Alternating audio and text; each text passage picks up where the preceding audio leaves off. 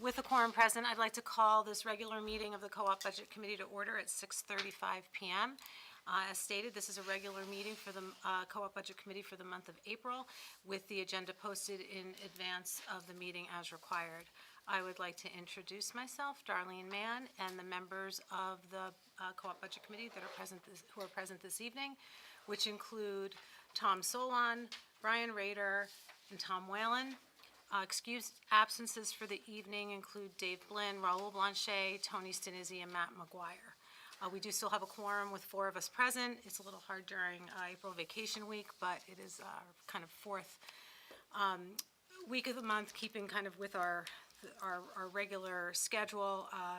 As the prior week, we had similar issues with even having the quorum present. So. Also, I would like to introduce our BA Kelly Seeley, who's present and participating in tonight's meeting. If you could all join me in the Pledge of Allegiance. I pledge allegiance to the flag of the United States of America and to the republic for which it stands, one nation, under God, indivisible, with liberty and justice for all. We have 4 members who are not here. 4, yeah, that are missing. So wouldn't we need 5 for a A quorum? quorum doesn't mean a majority. And I don't know how we got to the quorum of 4. I did check with Holly because Yep. you have to see what I know you have a 7-member board and a quorum of 4, but we've always gone with the quorum of 4. Okay. And I tried to just think back of where that came from, and I'm not sure if it's because we're like a 7-member elected 7 plus board, 1. and then we have the +1. Oh, sure. I don't know. Yep, all right. But we've But we've done always that in the past. operated with that. We haven't been down to this few members at a meeting in a very, I don't even know if we've ever even had only 4. We've had a couple of 5s, but that's kind of how we've operated. I've reviewed the RSA. There's nothing that governs it or is deterministic about it. right. So that's how we've It also proceeded. doesn't matter if we're not voting on anything. Right. We've so got which a is- couple of things to vote on. Well, now. that's what I'm just going to get to next. So I'll ask for agenda adjustments, as I do have in the past. I'll appoint Tom Whalen as the meeting observer for this evening because we had Dave and then Matt McGuire in the queue. So we'll move over to Tom, and I'll adjust the names with the next agenda. Now, typically, the next kind of or first piece of business of this is our first meeting after the March annual district meeting is to address reorganization or organization of the committee. And I'll just ask and kind of reinforce, we do have a quorum present. We can conduct business and pass motions, but I will leave it up to the members here to determine if you would prefer to wait until May when we have a larger number of board members present, or if everybody's just okay with proceeding through the other things to vote on this evening include previous meeting minutes. So I'm good with moving on. Just continuing on. just continue on in this Yes, meeting and yes, doing yes. our normal Meeting. course Yep. of business. Yeah, Yep. and you're talking about assignments for Yep. moving to the next meeting. Yep, yeah. That's appropriate, I think. Yeah. Well, I'm I was sorry. going to say, I'm comfortable with going ahead and voting on officers Oh, okay. all right. now. That's fine. Because this has never really been contentious. And it's also one of those, if you don't show up, you sometimes get assigned things.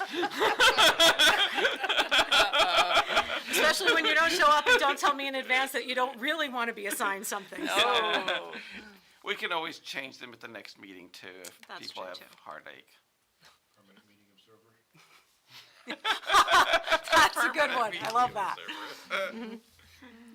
Okay, so at this point, I will take, so typically the positions we have and vote on are for chair and vice chair. We've, after having what seems like a permanent secretary position, no one ever seems to want that secretary spot. And since we have a recording secretary now who does our minutes, it really is very occasional. I think we had one meeting where we weren't streamed, and we kind of came up with the meeting minutes amongst ourselves, so we don't typically do the secretary anymore. So at this point of time, I'll take a motion for chair. I'll nominate Darlene. I'll second that motion. Thank you.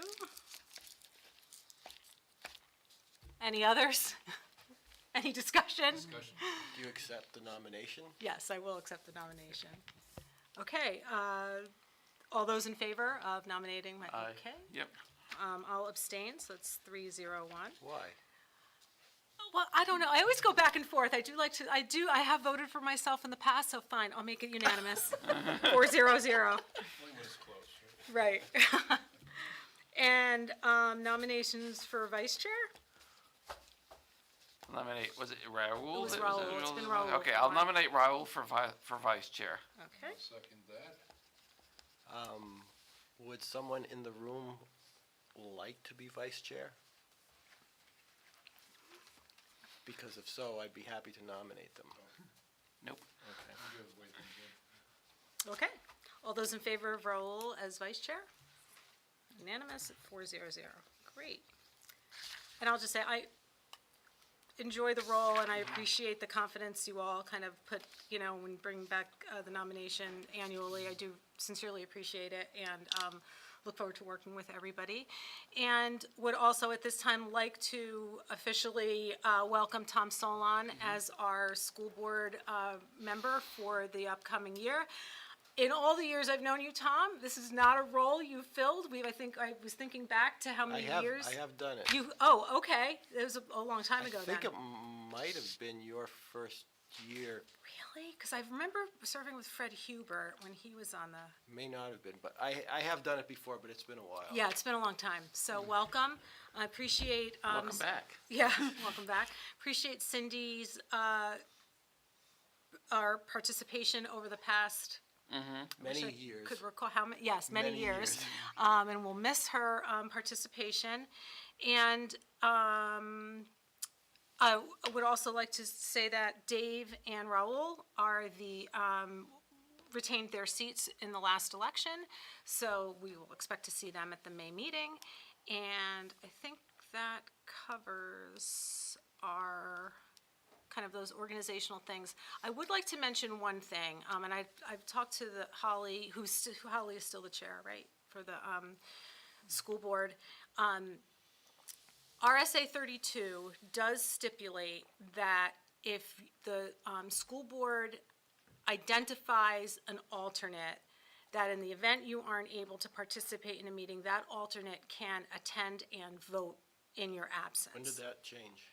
It has not changed, and I can send you the piece, Yeah, please do, because we were specifically given direction that it could not. yes, and I went back, and even on the Hollis Budget Committee side, we operate under that same assumption. We've had multiple times where the school board member or the select board member have not been in attendance, and their voted alternates have been able to participate, but I will get you that. What RSA did you say? 32. I don't know if I have it, Okay.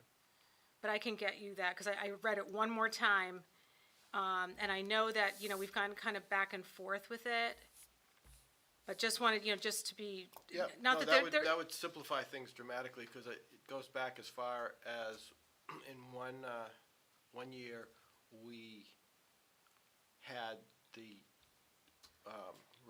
member resign so that we could appoint another member for a meeting. oh, jeez. Okay, I think membership is under RSA 15. You don't have, I don't need it tonight. I think it's easy enough. Here it is.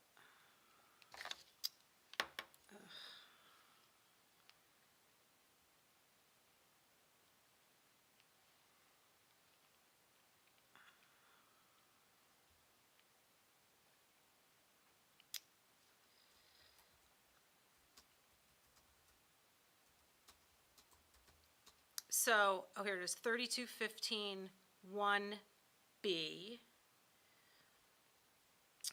The last sentence, each such member, referring to members appointed from the governing bodies, may be represented by an alternate member designated by the respective board who shall, when sitting, have the same authority as the regular member. And that has, the language of 3215 has the most recent effective date as 1998. so, but I can send you that so that you can kind of double check. I've got the number, I can Okay, get there. great. So we do have 5 sets of minutes that we can go through. Each had a link in, or have been disseminated, but Tom, I didn't send them to you. Okay, So I apologize vote for on 'em that. anyway. Yep, and I see in some of the cases where Cindy was absent. So if we could just run through these, I'll take a motion to approve the minutes of January 26th, which were our normal Budget Committee meeting minutes, So moved? by Brian, seconded by Tom. Don't know if anyone had any questions, comments. As I mentioned, Cindy was absent from that meeting. Seeing no other questions, comments, or concerns, all those in favor of the minutes from January 26th?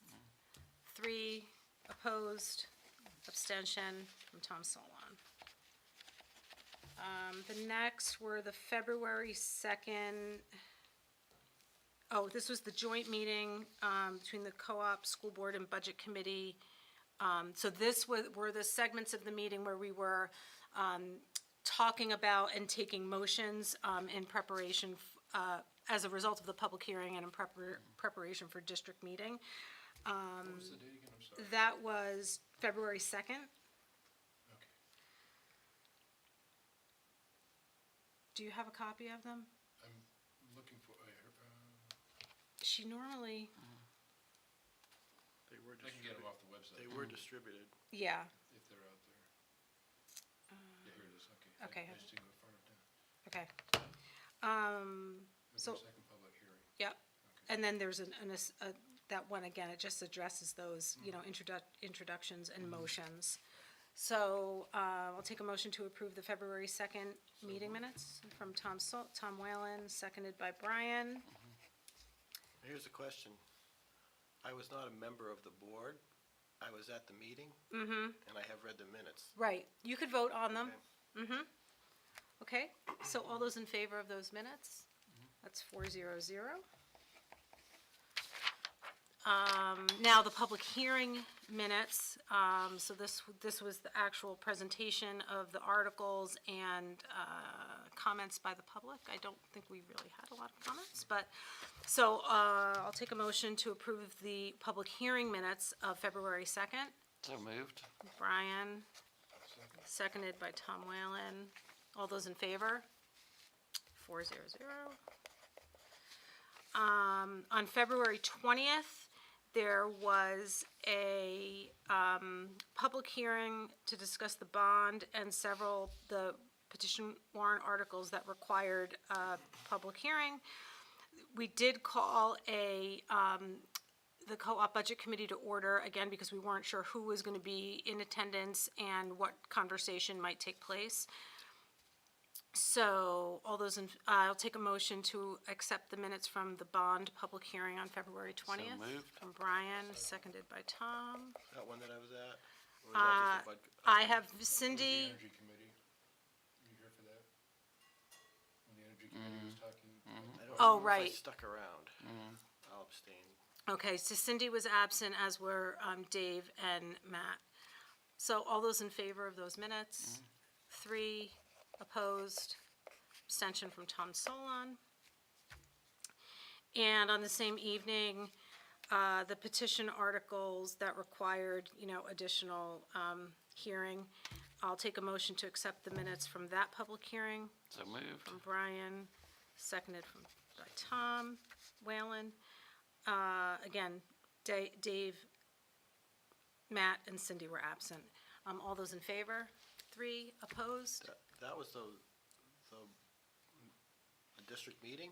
No, No. these were the petition articles that required a public hearing. They were heard the same night as the bond public Abstain. hearing. Okay, so it's, all those in favor? 3, 0, 1, with Tom Solon abstaining. Okay. We'll skip public input this evening because we have no public present. And we will move right into a district meeting, review, kind of budget planning, just take a moment to talk about where we ended up, because it does feel like it was a while ago. A quick overview of what was approved and where we ended up budget-wise at the March meeting, and then just a quick discussion about what we thought went well, maybe needs to be changed, addressed. We can just talk about some of those things. So, essentially, everything passed except for Article 1 for the energy efficiency upgrades, and as a result, the interest payment was around $77,000 in the first year. That would have affected impacted FY '24's budget. And so without that passing, it drops the budget to $28,251,867, which is a 5.03% increase from the current budget. We do have a contingency. We do have an increase to the percentage for the retained fund balance. We have a special education trust, the maintenance trust, the SAU budget, which I will mention if you're not aware. There was a recount of the SAU budget. It passed by a clear majority after the Brookline voted by, I think it was around 250 votes or so. And a recount was requested which meant all the 3 districts needed to be recounted. And I believe it resulted in 1 additional vote in favor, but it clearly, the majority held, and that SAU budget passed. Kelly, was there? Is anyone bothered by the fact that because Brookline is SB2, they wipe out the vote of everyone else? It is what it is. It is, yeah. I'm just Yeah. wondering if there's any thought about apportioning in the same way that, for instance, it happens within a co-op where each participating district has a fixed number of votes. I think it's governed by RSA. Yeah, there it is, but I'm wondering, are people bothered enough that they would like to see? It's like legislation. Yeah. Weighted voting? Not so much weighted as the elimination of weighting. Because if each district were afforded X number of votes, and then those votes were a portion proportional to the vote within that district. So for instance, just to do it like the governing board is, Brookline had 3 votes, Hollis had 3 votes, and the co-op had 3 votes. And therefore you would take the vote in that town and apply that ratio to the 3 votes. So there'd be a total of 9 votes cast representing all 3 districts. So they have equal weight. Because right now it is weighted, and Brookline has a weight of about 10 to 1. Right, so no, it's not, because it equalizes the votes, but it, I mean, in theory, It's like- it's both like- districts could vote as high if the people showed up to the meeting, but they don't. right. So you're So- saying the number of votes they have. Right. Brookline cast 800 votes. Oh, okay, all right. So total number of votes for each Yeah. district is what you're talking about. Yeah, it's the total Yeah. of the No, votes, so. so. Right, that's what happens now. Right, Brookline voted, had either 600 or 800 votes were cast in Brookline, and there was the total cast between Hollis and the co-op were less than 400. yeah, Oh, yeah. yeah, probably around there. But- So Tom, so what happens at the governing board level is essentially that you have like 7 members of your school board, but it gets equated to like 5, right? No, Well, it doesn't. No matter how many, even if only 2 people show up, we get 3 votes. oh, Each Yeah. participating faction gets 3 votes, and however that group votes is divided. get one vote? So for instance, if only two people showed up from the co-op, and one voted for and one voted against, it would be one and a half votes for, 1.5 votes against. Huh, Interesting. yeah. And so then each Yeah. district is equivalent, you have like an equivalent weight, essentially. Yeah, they're equal stakeholders in the decision. Right. I know I'm not seeing all of it yet, but is that unlike at the co-op annual meeting where there's a significantly higher percentage of Hollis residents present at the meeting? Therefore, the vote is weighted heavily toward Hollis interests. If That was the that, case this year, for if that occurs, Yeah, then, that was the case this year. then yes, it is equivalent to that. Okay, all right. That's the current situation. But the thing is, because of the different structure of an SB2 district versus a district meeting district, the probability of getting a disproportionate representation from an SB2 voting district is highly probable.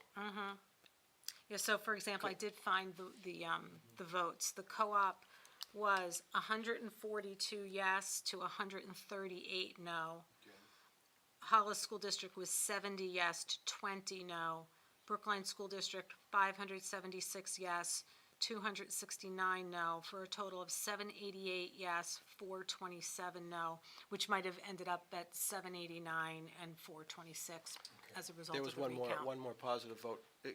What Or- happened was it was a ballot that was marked in such a way Oh. that the machine had difficulty reading it. Okay. But the human had no difficulty. Okay, so it would be 789 to 427, so that, 362 vote margin. But it is, well, it's an interesting thing to consider, and the governing board's been operating like that for. Well, that's dictated by RSA. Yeah, so that's right. It is by long as- RSA.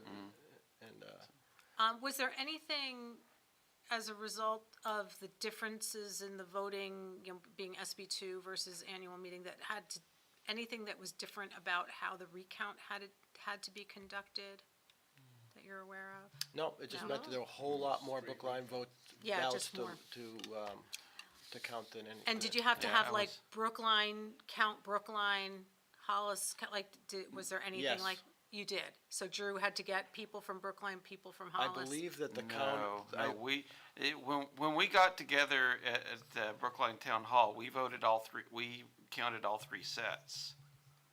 Right, but I thought that only Brookline residents counted the Brookline ballots. No. No? And I thought I don't- Hollis I don't residents think so. counted the Hollis ballots and that both could count the co-op ballots. I wasn't No. there, so Yeah. I don't No, know. we, I could follow up we with divided Drew. into, Drew was not there, it was Tables. Peter Webb. Oh, Peter Webb, oh, yeah. No, we divided into two tables, and as we went through each one, we would split it into yes votes and no votes.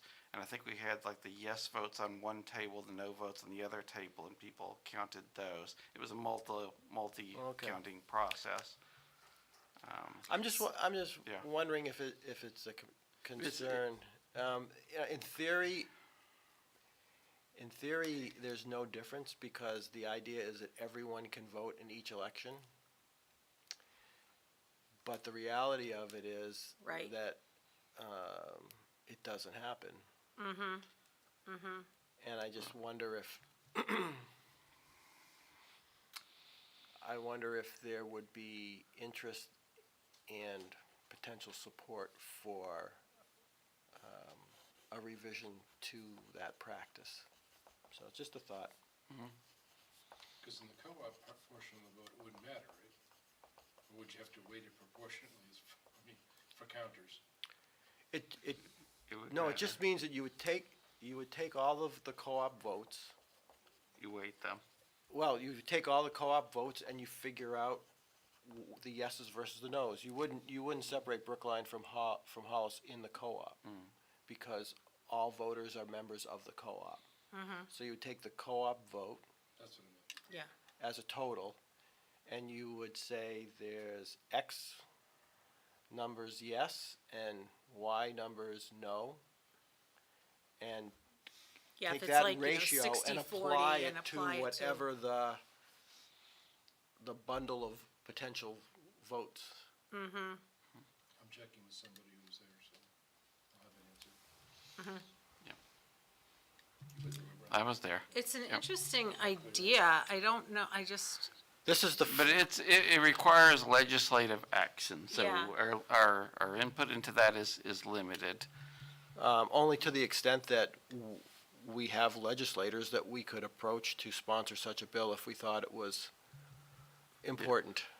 Yes, you guys have legislators that you can approach. We do, but what's the political motivation for doing it? It won't be Yep. done otherwise. Yep, so, That's well, what it it's, is. it's too, yeah. That's where it without getting into too much politics here. The political motivation is support of the schools. I guess you know the answer on that vote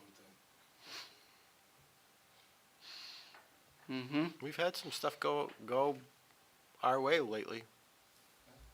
Mm-hmm. No, Yep. this one highlighted it to me when I saw the It counts. was, I think in prior years, it hasn't been as significant.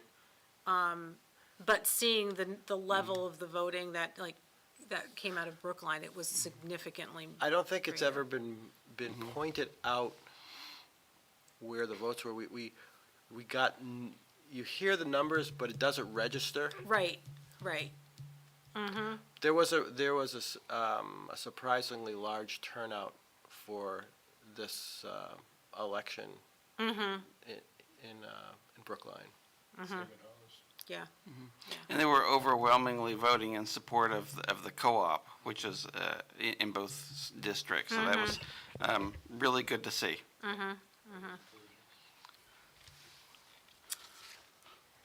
I So- interrupted you. Were starting to ask Kelly something. No, I just wondered if anything, different needed to be done because we had two different methods of voting, but it doesn't seem like No, the there were ballots are all the different, same. there were any different, like, real issues, or because you were counting pieces of paper versus the full ballots, I or heard timeframes, or, Yeah, anything no like that. issues, So, but Peter Webb did it instead of, Yeah, Drew was unavailable, so they Oh, asked oh. Peter to oversee the entire thing. yep, Yep. perfect, great. Yeah, he has a ton of experience, so it's a great, person to do that.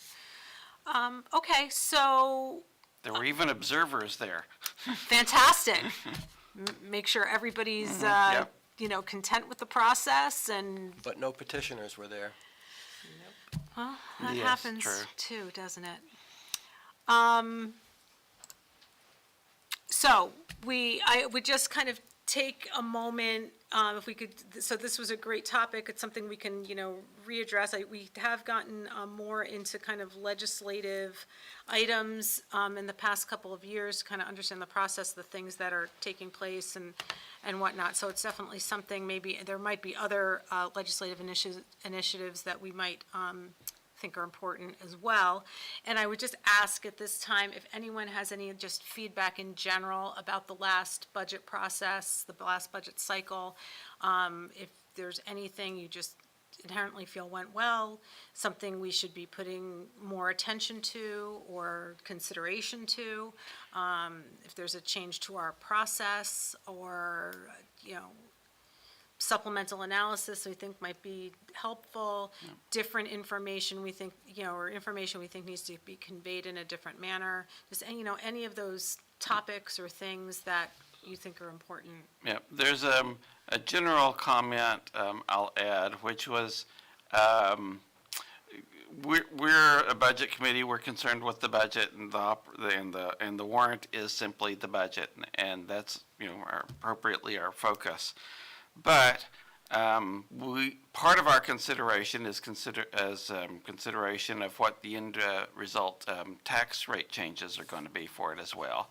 So it would be helpful to the extent possible, to have some estimates of what's anticipated with the revenues from it. If we know that there's going to be some significant change in revenues, that might impact our final decisions. Problem is, it's revenue estimates, it's way off from when it's actually going to come in. But I'm just going to throw that out there, as that's the other side of that we don't normally get into. Right. As a budget committee, we're focusing on the budget, and we've treated, we obviously put attention to the revenue estimate, and we use it in determining what those estimates are, the tax rate impacts and estimates are. And I think especially this year, there were things kind of outside of a budget process that affect tax rates in a way that, resulted in significant changes in what the impacts were going to be based on the information we have at the time. So yeah, it's good to have, put attention to it, but I'm a firm believer in building the right budget based on everything we do that gets us through the process. And tax rates are an end result, of that process, because we have the revenue estimates, again, my opinion. I'm not saying that to say it's not important, and it is obviously important to understand impacts to taxpayers. We have had years where budgets have gone up, tax rates have gone down. There are so many, and we can discuss this, and we can bring it up at another meeting and kind of put some attention to it. The charts of where, if you're to look at budget increases and tax increases, I mean, there's no trend line in it. So I wish there were, and you could say, oh, this is great. As this goes, so go the tax rates, and that isn't always the case. But, it doesn't minimize, and I don't in any way mean to imply we shouldn't look at revenues. But I would be concerned to the degree we might make a decision on the budget based on a revenue estimate that's even like further afield from kind of the amount of time and effort that gets into determining where we think the budget should be. Yeah, it's helpful if you know far enough in advance there's going to be some significant revenue change in one direction or another. It's less helpful if it's just kind of the normal year to year, who knows what's going to happen things to it. So yeah. In some cases, it can be helpful in writing the budget. In other cases, not so much. Yeah. So, something you just elaborated on turned on a light for me. I've had this underlying question, and I suspect others have, is how does one establish what is a good budget? Because in our personal lives, budget is often driven by the income side as opposed to the expense side. And in that context, a starting point for many individuals' budgets is, how much do I have to spend? And then what can I spend it on? And that is an ongoing argument made at the microphone. And what you just said a couple moments ago completely flips that. And that is that it sounds as though this committee views its responsibility as looking almost exclusively, at least for a starting point, at what is being defined as the spend, what is the need, and is in that context, how does the budget committee, in its role of owning the budget, see it as saying, yes, that is something that should be part of the budget, or what it's not? Because the law is very clear on the division of responsibilities, that who owns the education part of it and who decides what's appropriate. Yet, it would sound like you can't make that decision as to whether this is an appropriate element of the budget or an amount for the budget without wading into those waters. Do you follow me? I mean, if I do. I could take a stab at answering Go ahead. that if you like. So, a couple of things. One is that early on in the process, we decide on a budget target, This is which the is to say, guidance. we come up with a percentage, and we say, taking last year's project, taking out, the one-time things and certain other things, then we adjust by a certain percentage, and then add those things back in and whatnot. And we give that to the administration early on as a budget target for What it. So dictates they that try to. percentage? It's a number of factors, what's happening with inflation, and overall, it's just a goal that we kind of come up with, but there's a lot more to the process. So the administration tries to come up with a budget that is near there and whatnot.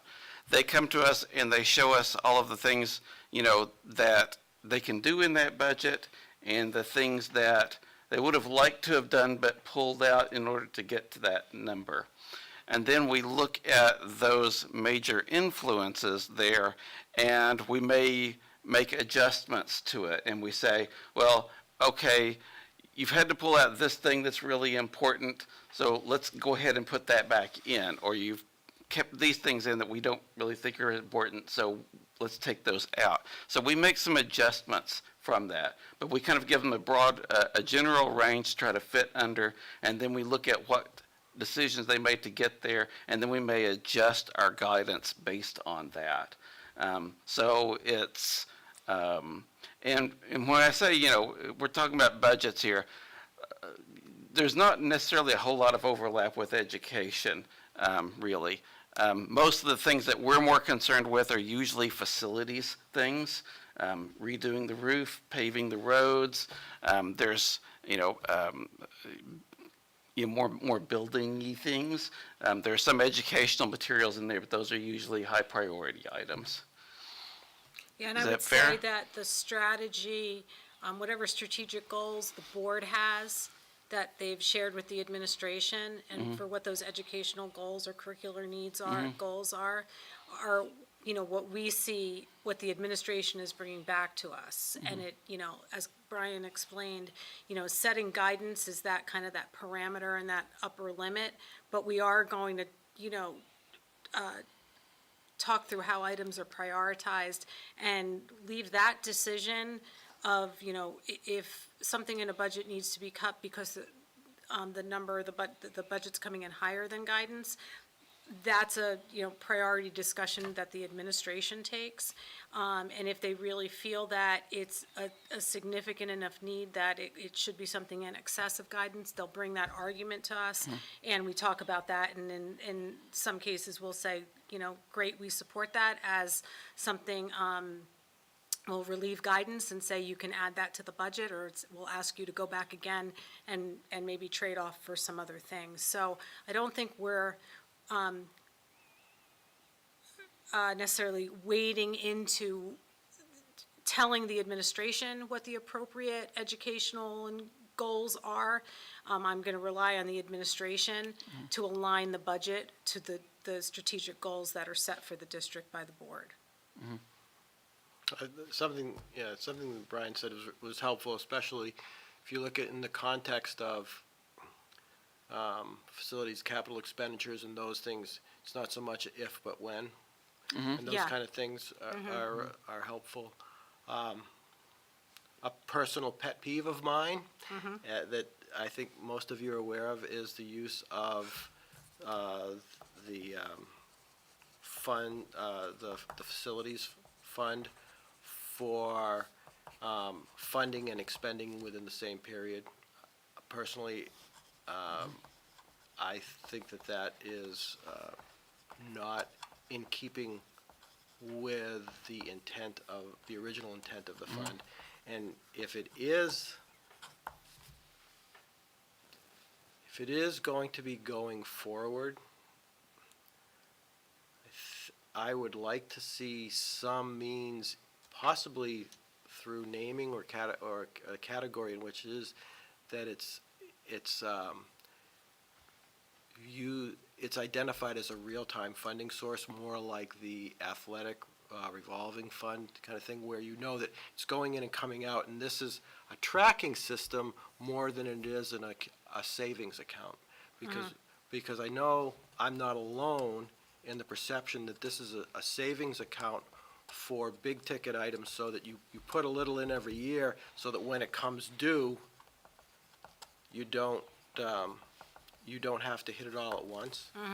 So that's one piece of input. Thank you. Sure, Oh, if you will allow, I'll add one more thing, and I won't make it long, but sure. just something that a little bit of the tone was that everyone's gonna stay in their lane, but I also want to point out that each group has its own responsibility, but we all have the same goal. You know, to use a business analogy, we want to make a good product. And we have to align our budget requirements and our educational requirements to achieve that. And our ultimate response is the vote. If the voters approve our budget, they look at it as, there's only two sources of revenue for a voter. It's taxes and everything else that comes in. They don't care where it comes in, just whatever they're paying in taxes. And if they agree that they're gonna pay a certain level of tax, or within a certain estimatable amount of tax before the budget or before the revenues are finalized, then the budget committee's probably done its job, and they're also voting in favor of the school board and in favor of the administration. It's that single product that we're all trying to get to at the same time, from different responsibilities, different angles. Has there ever been thought of taking the show on the road to the towns to avoid the finger pointing that occurs during budgeting season, where the co-op is the scapegoat for a tax? It's not us, look at the co-op, they're 50% of the school budget, and therefore 40% of your tax bill. Do we have co-op buildings in other towns? Pardon me? Do we have co-op buildings in other towns? We do not. Okay. I've gone on the road before. I'm not sure I'm recovered from it yet. But, you know, it's one of those things that we could certainly, I always, as we're approaching March meeting, I always sit there and say, oh, I feel like I need a podcast. I feel like I need just a few extra minutes to explain, you know, taxes to people and because for every one of these meetings, people walk in or, you know, go to a ballot, and it's that one time of year where they're just, you know, they put their attention to something. I'm like, oh, if you could just understand that there are, you know, this is what your tax bill looks like. This is what it means. This is when it affects you. Like what we voted on now, you will not see in your July tax bill. And then, you know, because there's a level of complacency, and, you know, someone thinks, oh, I just voted that in. Oh, look, my July tax bill didn't look that bad. No, it's what happens to your tax bill in November after all these other things take place. So I kind of crack up because I say, oh my God, I could think of probably 10 different topics that, and I say this to Tom Guillen, who's my counterpart on the Hollis Budget Committee. I was like, Tom, if we just put up some like quick little videos that just explain things to people, like, would it be helpful? You know, just, you know, things like that. I'm not an advocate for social media. I don't participate in it, especially at that time of year.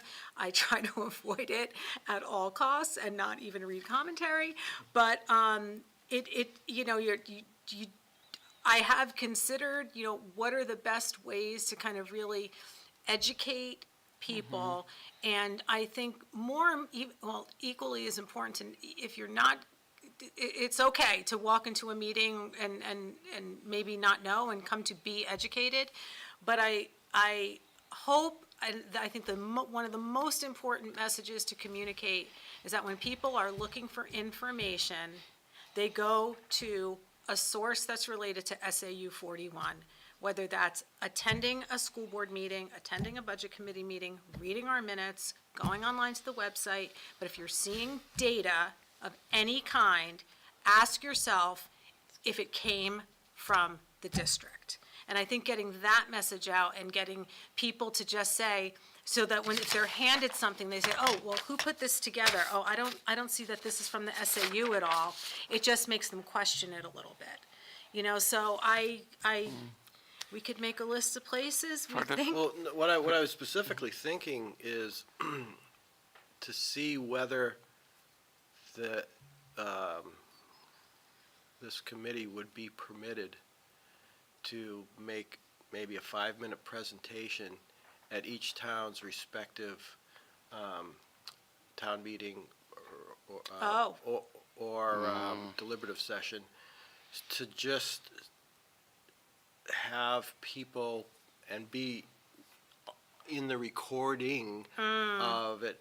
And the things that I think would be most effective are some of the charts that you show that are historical, looking back, that the ebbs and flows, and I forget which graph it is, but it's dramatic that it shows that here's the budget increase, but here's the actual tax effort increase, and here it is adjusted for inflation. Right. And just say, there are a lot of moving pieces, but here's what you have actually experienced in the past as a result of the operation of the co-op. I mean, I think a few years ago, we did like a one-pager that kind of like addressed some of those things so that it could be available before the meeting. I don't know how much other districts would want to extend their meeting. I'm not talking districts. Town. Even the towns.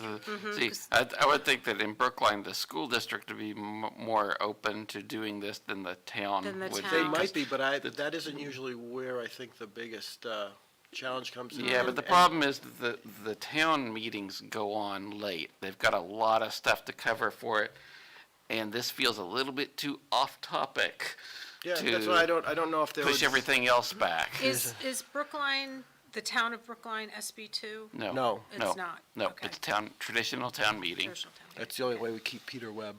Yeah, I just didn't recall if that was a petition article for you. There this was, and it Okay. was soundly defeated. year. Sound like it did. Okay. All right, well, we can talk a little bit about that. So, I mean, outside of those town district meetings, well, it was soundly defeated. I'm going to stick to that. There was some controversy about it. No, that's okay. It's fine. Outside of like the town meetings and whatnot, if you're thinking about just going like doing an informational session, try to educate people, I don't think that's the budget details and whatnot are most people's I don't idea think of you'll a get an good audience time. in that. I'm thinking of where there's a captive Where audience. there's a captive audience. And Yeah. where it would effectively be a preemptive rebuttal. Because those are the places where I frequently see the co-op being blamed Scapegoated. for Yeah. people's tax bills. And it's not quite as damaging when we go first. Right. But in cases where the co-op is one of the last to get voted on, and there's already a lot of voter fatigue, I think that it impacts people's decision process. Yeah. Just to be concerned about a couple of things. If the budget committee is going to go up to a town meeting and offer a presentation, then reasonably, if somebody wanted to make an opposing presentation, it would not be, it would be reasonable to allow that. It would also be reasonable to allow people to ask questions for it. And then you've got people lined up, to ask questions and such. And Yeah. then you're talking about a really long potential process there that I'm sure the town would not want to endure for something that's not on their warrant articles. So that would be my concerns about it. But I love the idea because it's a really It's really something I hadn't considered before. Maybe do both. Do a YouTube video and show it at the meeting. No questions. Have it playing in the lobby on endless loop. Just loop it in the bathroom.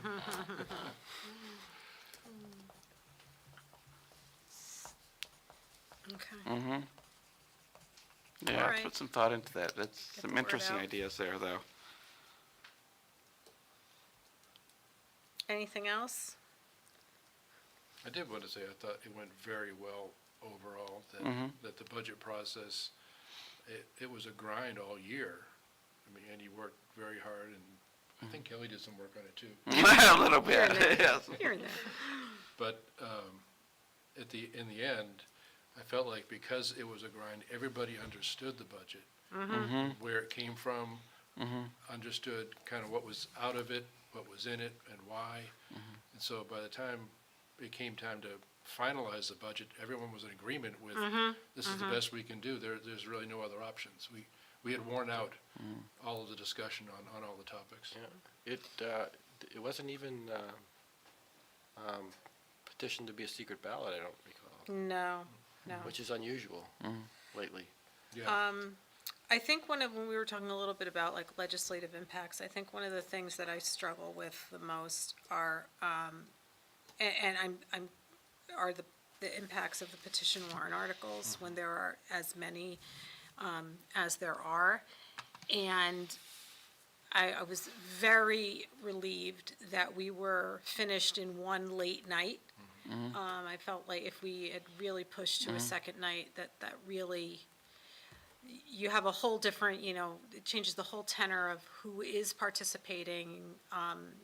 It compromises the integrity of the meeting. Right, right. So I was very, very relieved that we were finished, in one, albeit long night. But I would like to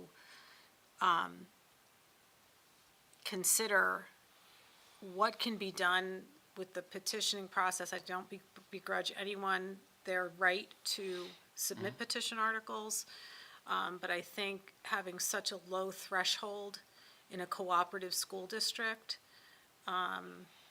just, we've been voting on the same or addressing the same petition almost, at least 3 of the 5 have been in front of us for 5 years. I mean, I go back and pull up old presentation decks and I'm like, oh, look, it was there too, and there too, and there too.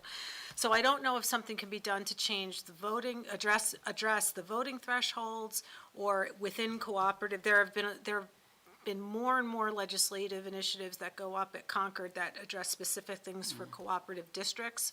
So in a cooperative district, is there a number or percentage threshold for petition warrant articles from each community that's a participant in that district? So if it were to be 25 or 50 votes, it would have to be from each community, or I Or don't. if there is a way to restrict the topic from coming back. Or, yes, if it's been addressed Yeah. within the past 3 years, it Years can't then. come forward again. And again, it's hard though there too, because somebody could say, well, you could just change the wording slightly and say, well, this one's never been brought forward. It would have to be topic-based.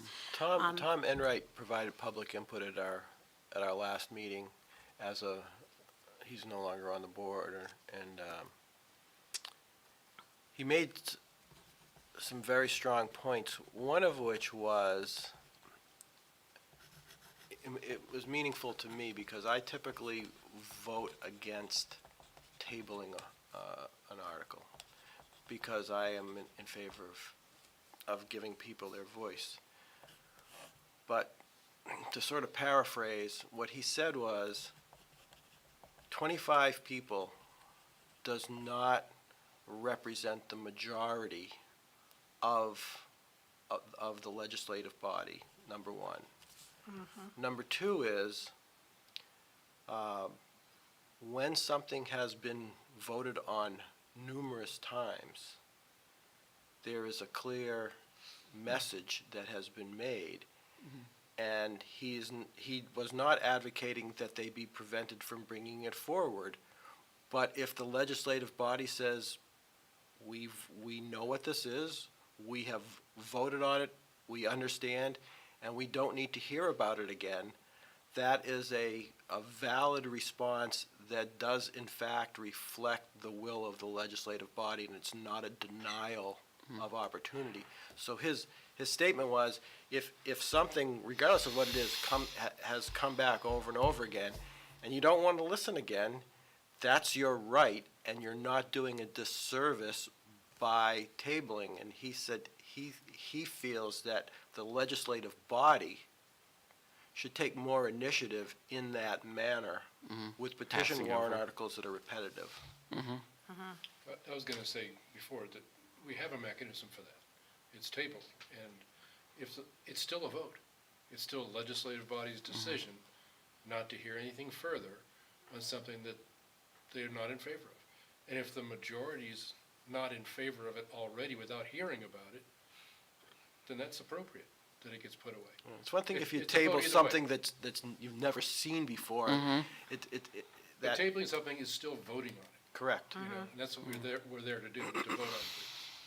So I think it's appropriate to table things when they're Yeah. repetitive or just not appropriate. Onerous. Yeah. Yeah. So I think one of the things that maybe as members of a somewhat influential environment, especially as we are getting towards the time when meetings and votes are going to occur, is to editorialize, to remind the public that voting table is voting. I think you said it very well, Tom. Voting to table is voting.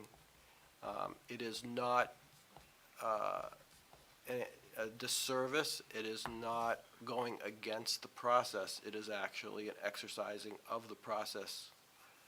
And we need to remind people so that they understand the value of the mechanism and the purpose of the mechanism. It's not it's not meant to stifle. Right. Right.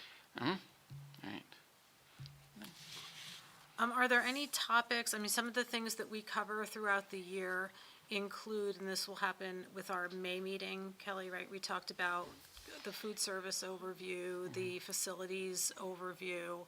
We'll review the audit in the end of August timeframe, when the auditors come and talk about the prior year's audit, not the one that will have just been completed by then.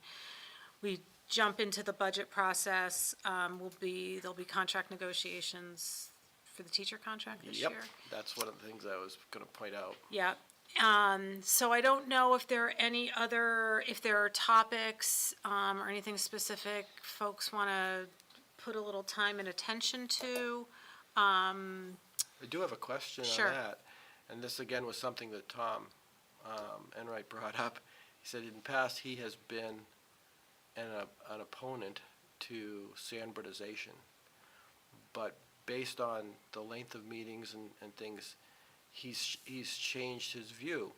And I know that there are people who have been on the budget committee who are against sandbridization because of a belief that or a perception that it is something that is what's the word, something for future boards, you know. I think it's worth having that discussion here when we've got a full board, because it's not I don't think it's a clear-cut topic, and I think that the budget committee's position on sandbridization of a contract is important. Okay. We could certainly have that conversation. Agreed. It's better to have, with closer to a full board. So the intention would be to have a final vote on whether or not we Would support it, would or at least a support discussion. the sense concept the of board. sandbridization or not? Not Well- necessarily I mean- even doing that, but I think earlier rather than waiting till the contract is presented, Right. Mm-hmm. to give us an opportunity to discuss it in theory rather than Right. with Provide- numbers in front of you. So to provide that as an input into the negotiations team? No. To provide it as thought process for this group, because it may be something that they need to consider, that type of contract. But we get the opinions from the budget committees, and we have members that vote against a warrant, for example, because it's a San Bernardino's contract. Only because it's San Bernardino. Only because it, right, and they'll make that statement at the hearing usually. So I think that discussion is had, but are you saying do it before that? I'm saying have a discussion about the San Bernardization process as a process without tying it to a specific contract. Just have a general discussion Because- about why you would, rationale. the what- rationale is- and why you would support it The or not. pros and cons of San Bernardization as a, That's a good way to as say a it. principle. Just review the pros and cons. We can do that. I'm a little bit hesitant to get into some long-winded discussion, philosophical discussion of something that's not going to end up with any sort of action to it, though. So that's my only little concern Why? about it. You have them about all sorts of other topics. We generally actually don't. We usually are pretty task-oriented and focused. You know, we're talking about the cafeterias, we're talking about, you know, the athletics funds and whatnot. We don't necessarily sit around having philosophical discussions so much, but this is an important topic, and I could see having a discussion on that. It's just a little outside of our normal process. Let's change the norm. I don't want our meetings to become long-winded philosophical discussions for it. I don't want to stay here till midnight having philosophical discussions. We've got work to do. I think we should have them occasionally. There are certain times, and this is a good topic to do for it. I don't want that to consume our meetings here because that becomes intolerable from a meeting perspective. But you know, doing, you know, one or two, you know, philosophical discussions per year is fine. Let me Just- reframe it, because I am going to be on the negotiating committee, Yep, I suspect. I've been appointed so far. yep, And it would be helpful to me as a member of that negotiating team to hear various opinions on the pros and cons. So yes, you can view the discussion as something to provide input to the negotiating team. that makes it much more, a little bit more Palatable? actionable to, I was gonna say palatable, but I think actionable is probably a bit more it, because, you know, it's, yeah, I mean, we've done this before, where we've had meetings specifically to provide input to the negotiation team. It was usually more on things that are a little bit more budgety than San Bernardization, but, I mean, it's a valid topic, and I'm good with doing it. I just, you know, I don't want our meetings to kind of become too philosophical in general, but I think this would be a Well, good and I meeting think to it could also just be to part have. of a slightly larger discussion about just CBAs, and even just looking at the last few, you know, agreements to see, like, you know, where we came, where we were, and where they ended up, and just to understand Yep. like context of, you know, it just feels like a while since we've talked about CBAs.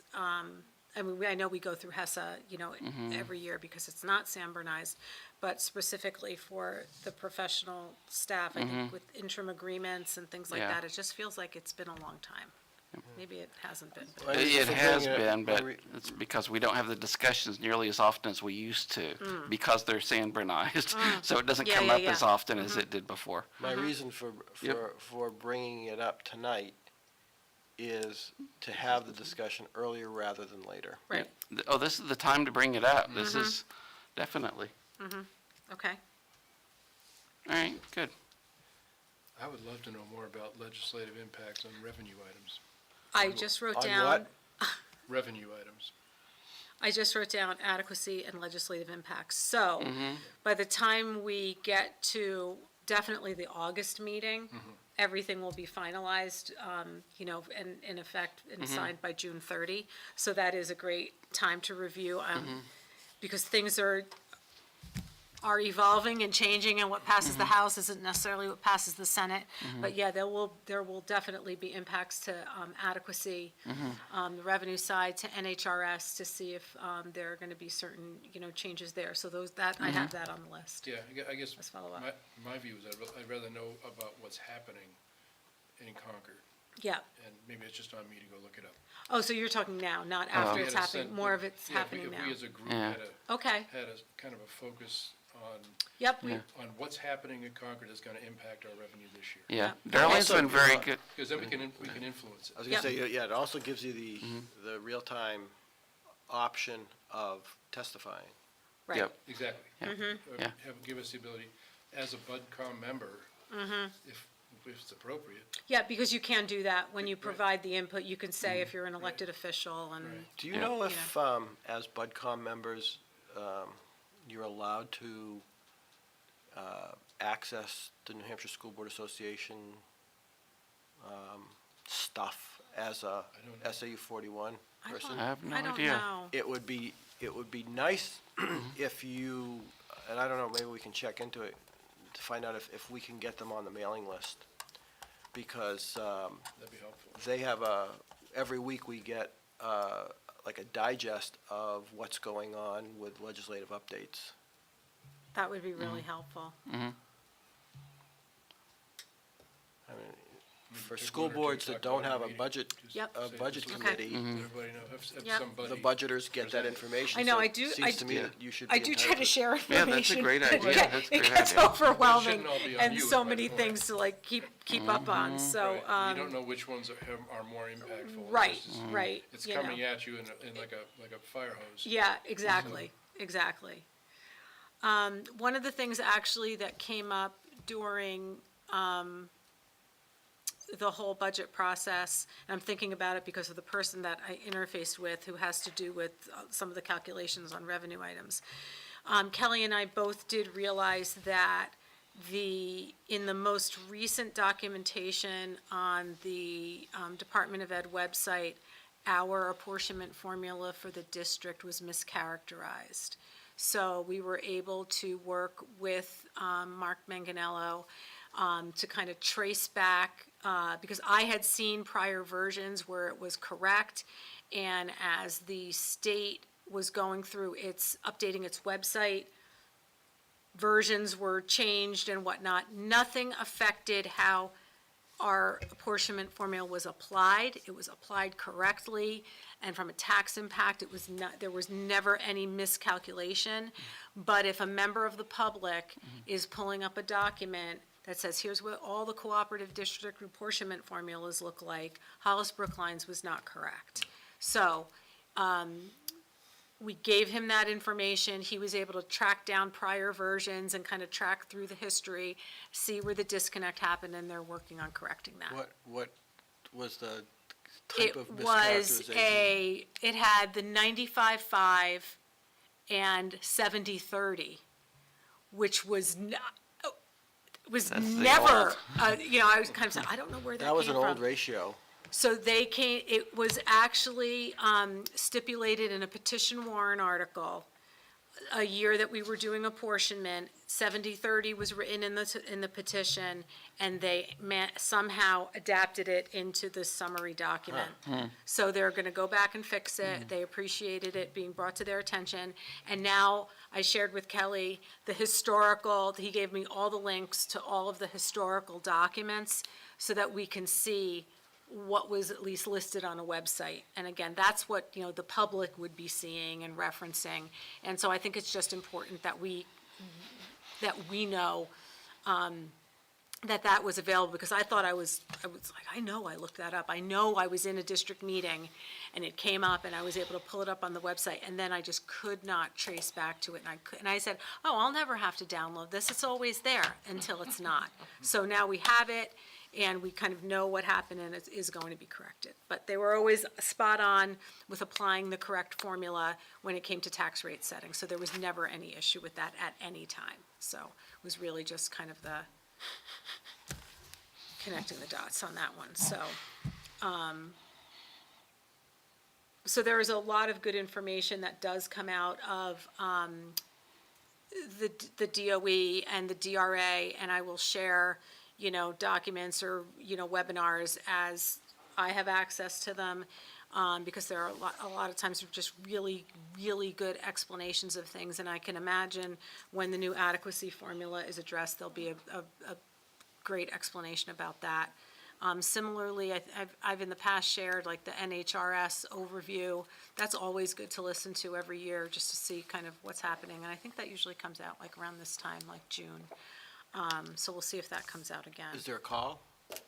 Yeah, yeah, it's like, so sometimes they do it for like, business administrators, for school board members, for things like that. So as I see it, I'll, I forward was that. on one about 3 years ago, but Yeah. I haven't heard one since. Yeah, they do it, so I'll forward that information, It was really, as I see it. really, it was long, but it was the first time I really understood the history of it and yeah, how they got to where they are.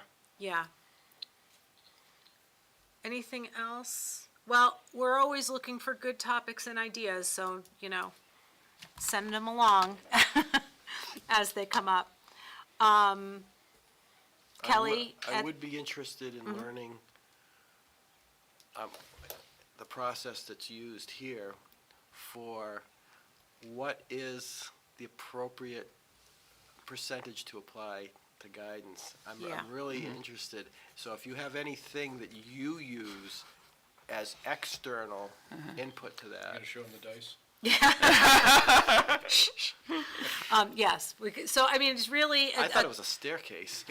it's really a conversation at that time of year using kind of Bureau of Labor Statistics, see where CPI is, and Yeah, this year, that's gonna be super tough. it is super tough, and then it Want becomes, some orange, anybody? I brought No, it no. to share. We just had supper, but thank you. so, yeah, we can certainly kind of do that. Okay, Kelly, I'll look to you, on the financial results so Sure. far that I Yep. shared. Okay, so I believe the report was shared with all of you. and Which Darlene. document are we gonna look at? That's the, revenue and expense report. It was dated. No, there was a report and an explanation. I'm wondering which I should have. Probably the report. Probably the report, because Okay. I don't really go, I let you guys read the explanation. So yeah, and this document was created on April 3rd. Yep. And the bottom line is that with this report, we are projecting, as of that date, that we would be returning $509,000 to the taxpayers. The expense story, if you will, is pretty much what we've been seeing for the last couple of years, and that's unexpected special ed savings and unfilled positions. That accounts for the balance that we are seeing on the expense side of $1.3 million. On the revenue side, there's really just two highlights there, and that is the NHRS reimbursement. We received $135,000, but then that becomes less impactful by the difference in what we budgeted for in special ed aid and what we received, which was a difference of $48,000, not in our favor. So really the revenue that is over budget, if you will, or extra revenue is about $59K. So then we take all those numbers and we have to subtract what is happening in FY '24, which is the voters approved the maintenance trust for $300,000, the special ed trust at $25,000, and now, as Darlene mentioned earlier, we have a new percentage. The max that we could take for the retained fund balance is $398,000. And then we also added, the voters helped us add a contingency fund of $125,000. So those reductions all add up to $848,000, and that's where we end up with our projected fund balance of $509. The retained fund balance, that's something, are we gonna be asked Is the board gonna be asked to vote on that this coming meeting? Yeah, no, we usually do that in August. Okay. So we know better by then what the need might be, but this is the maximum number. And just for the clarification of anybody watching, we're talking about the school board that decides that, not the budget committee. Correct, the school board decides that, yes. So- Kelly, is there any idea at this point about any, like, encumbrances for projects or? Yes, we have started talking about that. I don't think the school board has been introduced to it yet, but we do have plans to do some security improvements for both the middle school main office entrance and the back entrance for the high school. So we're waiting for estimates on what the middle school, we'd like to do that one first, I believe. So we're looking at potentially using that for one of our encumbrances. We'd also like to purchase additional flat panels, interactive flat panels. We have several to go to fill the school with the appropriate number for both schools, actually. Was there any impact as a result of the bond not passing? There had been, part of the discussion were improvements that needed to be made because of the DES requirement. Right. They had been giving us, they came back and then said they would give you extra time to Right, implement the changes. they are giving and- us till the end of, or not the end of, but next summer, we can have that amount of time to fix the pipes. Okay. Or some other solution. But they won't, I don't anticipate that they'll give us any more time beyond that. Right. So What, is next summer 2024 or 2023? that, next summer, not this summer. but- Okay, I just, It would- different 24, people summer use 24. Right, next. this coming summer is FY '24. So Right. I'm talking about FY '25. 25. Okay, Okay. So, so we we've got have- about 15 months. Right. So we have, Andy and I and Lance had a meeting with Mike Davy, who is our consultant, and we've asked him to see what he could come up with numbers-wise to go in a little bit, a step-down direction, so that we might be able to do something that is not a bond, but we are gonna have to budget for the pipes, because we have to do those if we don't have another solution. So we'll budget for the pipes, and then potentially that could be used for something else. And that budget amount currently is estimated to be what, 300 grand? 350,000, I believe, was last we had an estimate for. Look so. at that, we're already working on FY '25 Look at assumptions. that. We know there's a CBA, all the Yes, things. we know there's a all the CBA, things are definitely. happening. So, and there's a couple other encumbrances, to answer your question, Darlene, that we are looking at. None I want to say at the moment Yeah, until we do that's a little fine. bit more research Sure. and prepare and know better what the number is going to Right. be as well, too. Right. Because I anticipate it probably will go up a little bit from there. And then, of course, the retained fund balance, we don't know exactly what that will Right. be. So the combination of the two could result in more dollars available. So, Right. Okay. Any other questions? Retained fund balance, when does it get applied in the towns? I'm not the retained, the return, the amount returned, when does that get actually, It goes into the tax rate calculations, so in October, when the so town, it is for the December tax bill? Yep. Yeah. Yeah. Okay. Any other questions? Okay. Tom, we normally have a school board report. Anything you'd like to share? Well, I think you've hit on a lot of the stuff. Yeah. Big thing coming up that is an unknown is the CBA. Yeah. And I am very concerned because I've been listening to what's been going on around the country, and it varies wildly. We have a very, very volatile staffing situation as well. So by that, I mean, we've had more retirements in the last year or so, hiring new staff, and I think we'll just sort of have to watch and see what's going. It'll also be the first negotiation with new leadership of the union. Really? Yeah. Jen Wow. Given, who was the past president, is no longer a staff member. So Oh. there are co-chairs or co-presidents of the committee, and neither of them have been intimately involved with negotiations before.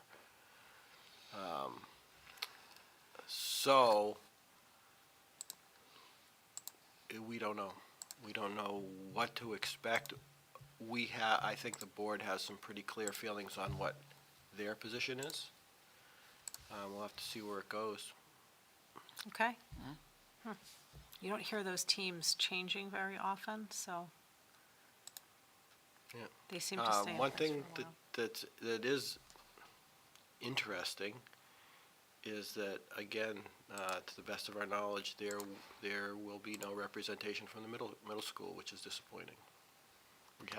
We haven't had middle school representation on the negotiation teams for a number of sessions now. Interesting. Okay. Any other questions for Tom? The other thing I'll mention is that I did include a link to an article regarding enrollments and funding.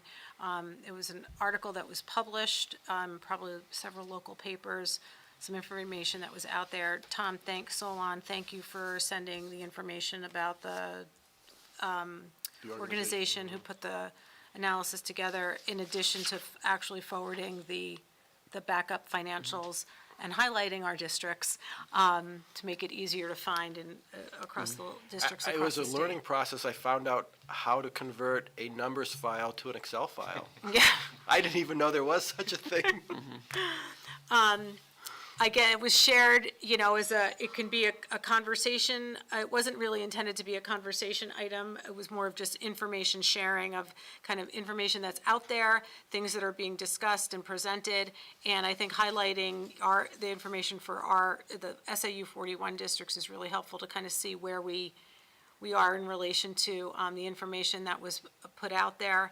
And it can be definitely a topic for another day. Tom, I appreciated your summary as well, that was shared later on this afternoon.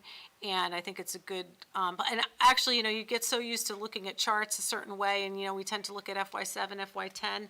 It was nice to see data from 2001 that showed our student population's actually higher, because we're so used to watching a trend line that shows it, decrease. I'm like, wow, I haven't gone back that far in a really long time. So It's just to much see a higher different, number than I thought, right, too. and it's a different, perspective than what we're kind of used to focusing on.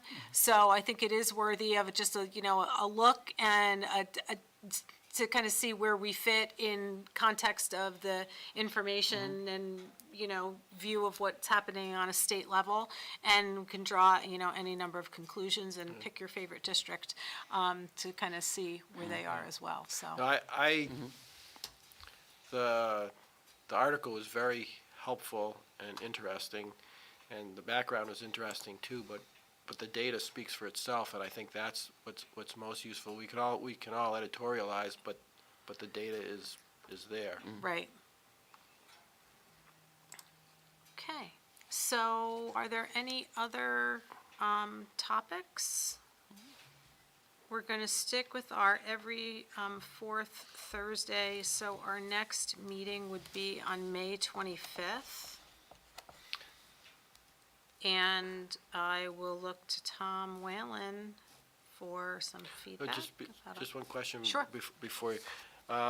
Do you have a general outline of what you do meeting to meeting kind of thing? Do you know what I mean? Do you have certain meetings or times when a topic Yeah, occurs? so like in April, we'll do the food service overview. You mean That'll May? be part of our agenda. May. May, This is sorry, April. this is April, May. May, we'll do the food service overview. June, we'll do the facilities overview. August, we have the audit. September is a little bit kind of pre-budget planning, talking about, initiatives, things we know are happening, any big strategic changes, kind of that overview discussion. October is preliminary guidance. That's No. where we come up with that magic Yeah, we talk number about that, the percentage. magic number. November, we finalize guidance and review additional data like enrollment, adequacy, because adequacy becomes a major component of the revenue calculation, and just kind of continue honing and hashing out budget issues. We'll also talk about the SAU budget in that September, October, November timeframe, because I think it's finalized. I think that usually the governing board meeting in December is on the earlier side, so September, October is where we're talking about SAU budget. Yeah, and December is just continuing to hash out and, work through budget items, understanding warrant articles. By January, we would want to understand the details of the CBA, and then we go right into the public hearing and March meeting. We don't usually meet at the end of February because the public hearing is earlier in the month, and similarly, we don't usually meet in March because of the March meeting, and everyone's kind of fatigued from everything going on across the two towns. Oh, that's very helpful, thank you. Sure, and then this meeting is that kind of free-for-all, kind of see what's happening, if there's any, and then talking about, at any point, if there's any, significant item or topic that comes up. I know one of the things I keep talking about, and I haven't been able to do it, is to actually connect into the iPlatform, which is from the Department of Education, and it is actually a really good resource for a lot of data and a lot of comparative data to other districts.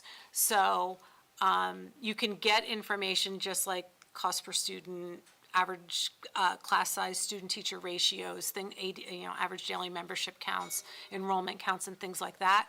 But there's also a part of their platform that you can pull up not only financial data, but test scores and things like that of our district. You can compare it to another district, and it has several tabs. There's a lot of good information there.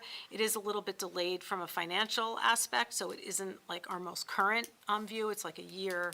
It wouldn't have FY22. It would have like FY21 data. But, and I'm not sure test score-wise how current it is. But it isn't just an interesting resource if you really want to see, if there's, a certain community that you think we're alike or should be compared to see actually, how things come up. I've always say to myself, I'm like, oh, if we could just plug in and, walk through it on the screen so that everybody could see it, that would be just a good thing to do, just so that in your, in the time that you have, just if you wanted to look at it.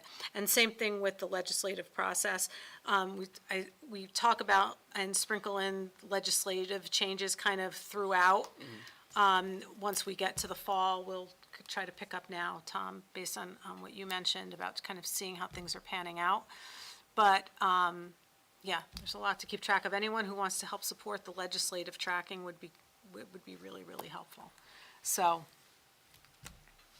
and we take July off. And then since we're at the fourth week of August, we have an August meeting, but we're essentially, it's the end of the month, so we almost have August off too. We just kind of slide it in there before the school year starts, so. Cool, thank you. Sure. It's impressive, you had all of that in your hand. You had it every month down. Every month down. So, so Tom, we'll look to you for an overview of how our meeting went. Sure, I think it went very well. It's interesting discussions.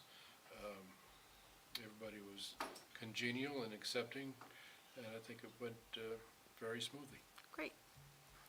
So at 8:04, I will take a motion to adjourn So moved? from Brian, seconded by Second. Tom Whalen. All those in favor? 4-0. Thank you. Thank you. Patience. And thank you, Kelly. Sure.